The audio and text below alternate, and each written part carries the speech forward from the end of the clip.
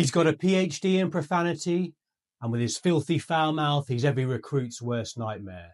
That's right, today we're going to look at the life, campaigns, and most importantly, the medals of the leather-lunged legend himself, Gunnery Sergeant Hartman.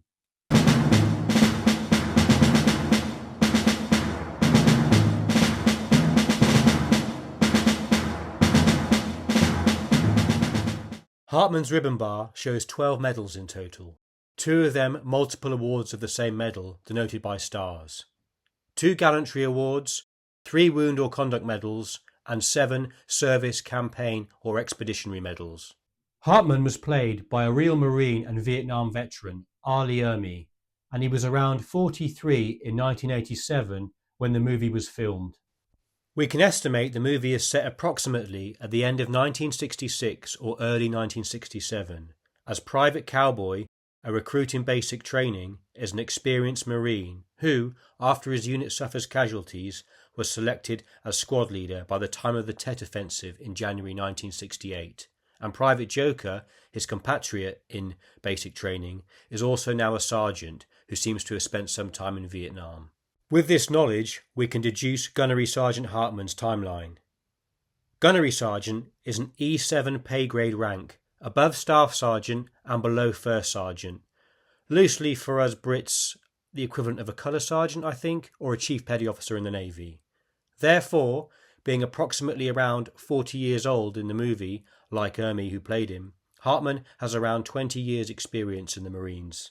Therefore, due to his lack of World War II ribbons, we are going to assume Hartman joined the Marines just after the end of World War II, possibly late 1945 or 1946. Looking at his ribbons, we can see he served the tour in Korea and another in Vietnam, being wounded twice and also receiving gallantry awards. So we are going to start off with how Hartman was awarded his first set of medals for Korea. Who said that? What's your major malfunction? Didn't Mummy and Daddy give you enough attention as a puppy? You're so ugly you could make a modern art masterpiece. Hartman could have been present at a number of engagements in Korea, such as Incheon, but we are going to place him at the Battle of the Chosen River. This allows me to thread in a British connection. The Battle of Chosen Reservoir was a pivotal conflict during the Korean War, occurring from the 27th of November until the 13th of December 1950. United Nations forces, primarily composed of the US Marines and Army units, were encircled by a much larger force of the Chinese People's Volunteer Army that had burst out across the border in response to recent UN advances. If anyone's more interested in the background of this, which I won't explain in this video for sake of brevity, please see my video on Don Draper for more details. Using overwhelming numbers, the Chinese plan was to trap US 10 Corps and annihilate them. Although the Chinese understood that the UN and US had technical superiority, the Chinese believed the Americans to be weak. It was the same perception that the Japanese had had prior to World War II. This planned offensive pitted off the 120,000-man Chinese PVA 9th Army Group against the mostly US Marines of 10 Corps, which in total comprised around just 30,000 troops. Both sides contained many veterans of World War II and the recent Chinese Civil War. Interestingly for us Brits, the Royal Marines of 41 Commando were involved in this battle, something I had never heard of before. On the night of 27th of November, the PVA 58th and 60th Divisions attacked the 1st Marine Division at Hagaru and Koto, attempting to cut off the UN forces from their only route of escape and evacuation, the road to Hungnam Port. Then, the 59th, 79th and 89th Divisions attacked the 5th, 7th and 11th Marine Regiments at the west side of the reservoir. On the eastern side of the reservoir, Regimental Combat Team 31, also known as Task Force Faith, which was made up of army units, was also attacked by the 80th and 81st Divisions. By the next day, the UN forces had been cut off from each other and isolated in pockets. A strategically important airfield at Hagaru was also in danger of being overrun. To ensure the crucial airfield which was airlifting supplies held, Task Force Drysdale was created. This was made up of 200 Royal Marines from 41 Commando and 700 mainly US Marines who were sent under heavy fire to reinforce the airfield and prevent the Chinese from seizing it. A famous quote from this time: "When asked by an American soldier why he was going back into the Chosin Reservoir, a British bootneck replied, 'I'm not done with them yet.'" These boys clearly had fighting spunk. US and British Marines. That's a deadly combination. For the PVA troops who were about to engage them, it was going to be a bad day at the office. I think I would have called in sick. Around the same time in Western Korea, the US 8th Army was forced to carry out a rapid retreat, being pushed back by a victorious PVA 13th Army Group. With no relief coming from their western flank, 10 Corps were on their own and isolated. In bitterly freezing conditions, fierce fighting continued around the Chosin Lake, with all units being subjected to continual attacks by the Chinese. However, even under this pressure, the Marines and Army units managed to coordinate a withdrawal to the south end of the reservoir and concentrate their forces there, prior to planning a breakout. I can imagine at this juncture, through the snow and fog, the enemy being subjected to a continual barrage of potty-mouthed tirades, launched then by a likely Private Hartman. The Marines then organised a convoy to extract themselves and the army to the port of Hagaru. The 7th Marines covered the front and the 5th Marines acted as a rear guard. Desperate to prevent them from escaping, the PVA threw 2 more divisions of fresh troops at the convoys, but were beaten back. After rebuilding a strategically important bridge that had been destroyed by the PVA on the extraction route, the UN troops executed a successful breakout, continuing to fight their way through enemy lines until they reached the safety of the port of Hangnan. The battle is remembered for the bravery and resilience shown by all troops involved, Chinese, British or American, Army or Marines. All sides battled not only a ferocious enemy, but extreme weather conditions. For the US Marines, it again highlighted their reputation as an elite, resilient and highly disciplined military force. The 1st Marine Division and RCT-31 were awarded a presidential citation, as well as 41 Commando. This is where I speculate Hartman got his unit presidential citation, as part of the 1st Marine Division, as well as potentially his Korean citation. Ultimately, Chinese forces suffered, according to the UN, nearly 30,000 battle casualties and another 20,000 or so non-combat related casualties. The United States lost just over 1,000 men killed, 4,500 wounded, and over 7,000 non-combat casualties. The approximately 200 Royal Marines involved reported 16 casualties. Nearly 5,000 men were also reported missing, most likely taken as POWs or dying of exposure in the frozen wastes. Human remains from all sides are still being found over 70 years later. Now for our first medal, medal number 1, the Korean Service Medal. Established in November 1950 by an executive order of President Truman, the medal is made up of bronze. The obverse shows a Korean gateway encircled by the inscription Korean Service. The reverse shows a taegak symbol taken from the Korean national flag and a spray of oak and laurel encircling the design. The ribbon is light blue with 2 narrow white stripes on the edge and a thicker white stripe in the middle. Medal number 2, the United Nations Service Medal.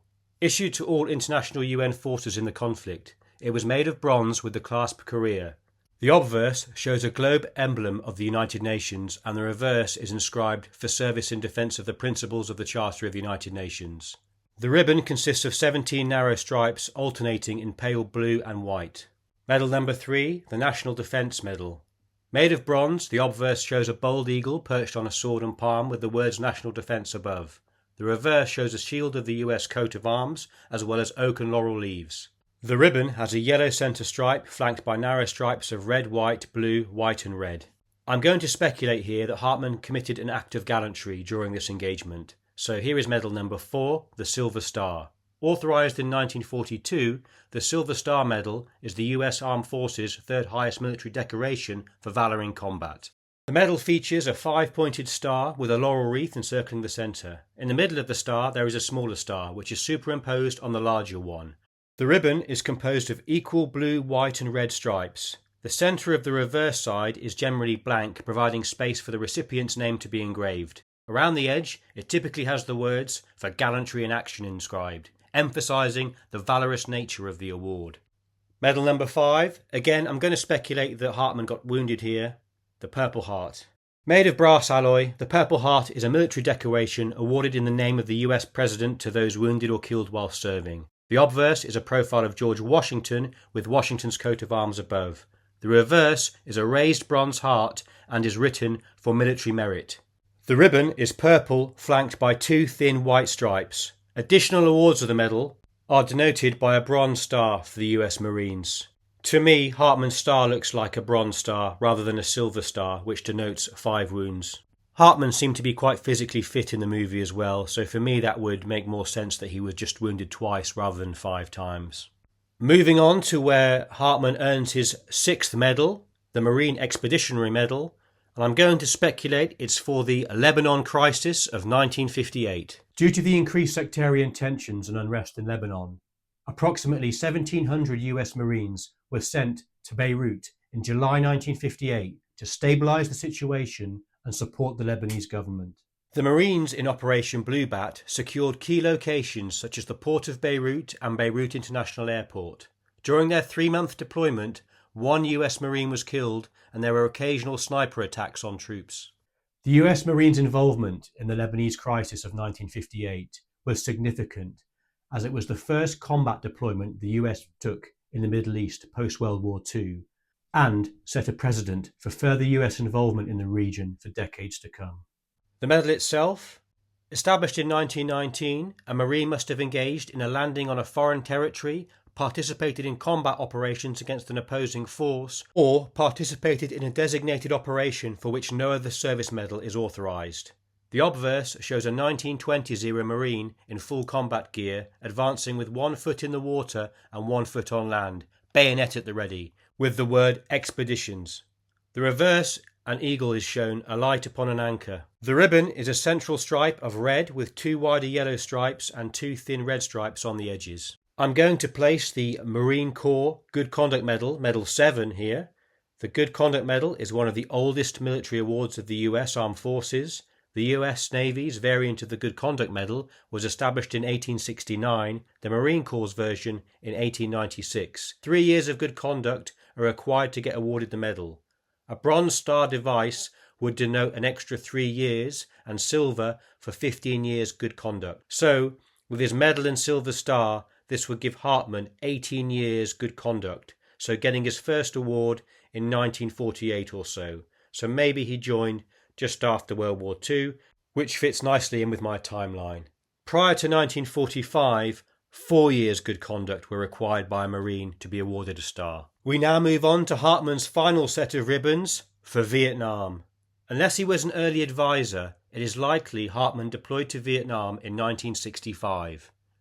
In March 1965, 3,500 US Marines landed at Da Nang in response to the Gulf of Tonkin incident, which occurred earlier in 1964. From then on, a steady build-up of troops occurred over 1965-1966, with the Marines having their areas of responsibility focused on the north of the country. I'm going to place Hartman on Operation Starlite in August 1965. There, I speculate, he gets wounded, and afterwards is transferred back to the United States to Paris Island as a senior drill instructor when he's recovered, ready to welcome his full metal jacket batch of recruits in late 1966. So, here we go. Operation Starlite, or otherwise known as the Battle of Vong Tong. Again, apologies for any mispronunciations. The operation was launched in response to intelligence that the 1st Viet Cong Regiment were planning an attack on the nearby vital Chu Lai Air Base. The 3rd Marine Amphibious Force devised a plan to neutralise the threat, go on the offensive, and catch the Viet Cong unawares, who were in the midst of planning their own operation. This battle involved the 4th Marine Battalion simultaneously driving east towards the sea, along with an amphibious and air assault being conducted by the 3rd Marines and 7th Marines. The 12th Marines provided artillery support. On 18th of August, supported by naval gunfire, Marines from the 3rd Battalion, 4th Marines, landed on Green Beach, adjacent to the village of An Quang. They were supported by 3 Battalion, 7th Marines, landing and assaulting enemy fortified positions on the Vong Tuang Peninsula, At the same time, Marines from the 2nd Battalion, 4th Marines, were deployed by helicopter into 3 landing zones. Acting in a rough pincer movement, both forces were to locate, trap and destroy the enemy Viet Cong. The landscape, with thick jungle and only open areas with some rice paddies, allowed the enemy to sneak up close to the Marines and conduct potential ambushes. I wonder, when those Marines were sweating, humping through the jungle, carrying all that kit, did they look over at the sea, those nearby Navy ships, and imagine those sailors in air-conditioned compartments, having ice cream for their meals, and think to themselves, did I pick the right service? The 1st Battalion, 7th Marines, provided support by securing landing zones. A supply column of this outfit, attempting to resupply forward positions, got lost and was ambushed as it moved through the dense jungle. 5 Marines were killed and 17 were wounded in intense fighting before reinforcements arrived and the Viet Cong withdrew. The Viet Cong, in response to this coordinated assault, used a variety of tactics to counter the Marines, fighting from prepared positions and then withdrawing as the Marines gained local superiority. After fierce fighting in really challenging conditions, the US Marines prevailed. The Viet Cong suffered over 600 dead. The US Marines, in contrast, suffered 43 dead and over 200 wounded. Could it be here Hartman gained medal number 7, the Vietnam Gallantry Cross? The medal was created on August 15, 1950 and was awarded to military personnel, civilians and armed forces units and organisations in recognition of deeds of valour or heroic conduct while in combat with the enemy. This was a Vietnamese award. The obverse consists of a Celtic cross with 2 cross swords between the arms. The cross is superimposed over a wreath. The centre of the cross contains the disc with the outline of the country of Vietnam between 2 palm branches joined at the bottom. A scroll is on top of the map and is inscribed, Reward of the State in Vietnamese. The ribbon is Old Glory red and golden yellow. The central golden yellow stripe is interspersed with 16 strands of red. From what I gather, the medal was authorised for US units to be awarded to in March 1968, with retroactive awards up to 1961. So with the movie being set in 1966-67, this ribbon could be a slight timing mistake by the costume designer. I'm also led to believe that it's in the wrong order of precedence on his ribbon bar, but I'm not certain of that. Always remember, keep your footlocker stowed away and padlocked, even if it's for a jammy donut. Medal number 9, the Vietnam Service Medal. This was established in 1965 by Lyndon B. Johnson. The medal is awarded to recognise service during the Vietnam War by all members of US Armed Forces. The medal is bronze. The obverse shows a figure of a dragon behind a grove of bamboo trees above the inscription Republic of Vietnam Service. On the reverse, a crossbow, representing the ancient weapon of Vietnam, faces upwards, with a ready-to-be-fired lighted torch of the Statue of Liberty above an arched inscription United States of America. The ribbon is yellow, with 3 red stripes and 2 green stripes on the edges. Hartman has 2 bronze service stars denoting service in 2 campaigns, one possibly being Operation Starlite. Finally, we have medal number 10, the Vietnam Campaign Medal. The Republic of Vietnam Campaign Medal is a South Vietnamese military campaign medal which was created in 1949 and awarded to US and Allied service members for support of operations in Vietnam. Laws permitted US personnel to wear and accept the medal for service performed in Vietnam from the 1st of March 1961 until the 28th of March 1973 inclusive. The medal is made of a gold-coloured metal in the shape of a 6-pointed white enamelled star with 6-pointed gold rays between the arms of the star. In the centre of the star is a green-coloured disc bearing the gold-coloured map of Vietnam with 3 painted flames in red between North and South Vietnam, signifying the 3 regions of the country. The ribbon is green with 3 vertical white stripes. So in summary, for Hartman's ribbon bar, we have Silver Star, Purple Heart awarded twice, likely wounded in Korea and Vietnam, a Vietnam Gallantry Cross, a Marine Good Conduct Medal with Silver Star, Expeditionary Medal, National Defence Medal awarded twice, denoted by Service Star, Vietnam and Korea, Korean Service Medal, Vietnam Service Medal, United Nations Service Medal for Korea, and finally the Vietnam Campaign Medal. We also have 2 ribbons, a Korean Presidential Unit Citation and a Navy Presidential Unit Citation. Thanks for watching. I hope you found some value from this, and I'll see you in the next one.